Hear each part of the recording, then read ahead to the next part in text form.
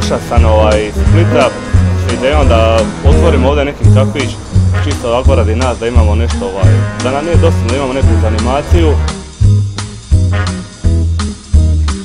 Na početku posla kao poslovih nije krenija kako treba i onda su mi prijatelji predložili za Gruper da imaju dobre promocije i dečki su mi u svakom momentu izlazili u susret, znači mogao sam ih kontaktirati u bilo koje doba dana,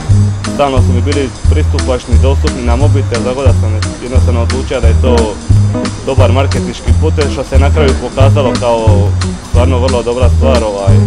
Odradili smo ogroman broj koktela, smo prodali preko Grupera i kasnije se je nastavila, znači, daljnja prodaja tih koktela jer sam Gruper nam je pokazao da ako dobro promoviraš da možeš dobro i raditi kasnije. Realno Gruper nam je puno pomoga da razradimo kafić, s time da smo od 1707 koktela što nam je sam Gruper i djelatnici firme Gruper su nam kazali da nisu imali niti jednu pritužbu na naše koktele, jer uvijek imate samo jednu šansu da ostavite odličan utisak na goste i da vam oni budu i dalje vaše stalne mušterije, da stalno dolaze kod vas i konzumiraju koktele. Kad smo počeli sa Gruperom, navečer krenula je ponuda iza ponoć i vidjeli smo da se prodalo 7-8 koktela i nas gosti bilo oduševljeni sa tih 7-8 koktela, očekivali smo neko će doći u naš lokal koje je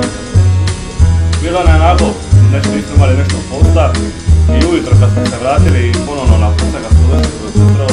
otvorili smo ponovno Gruper čisto da vidimo šta se dešava i gledamo već 20 koktela prodano i nas dvojica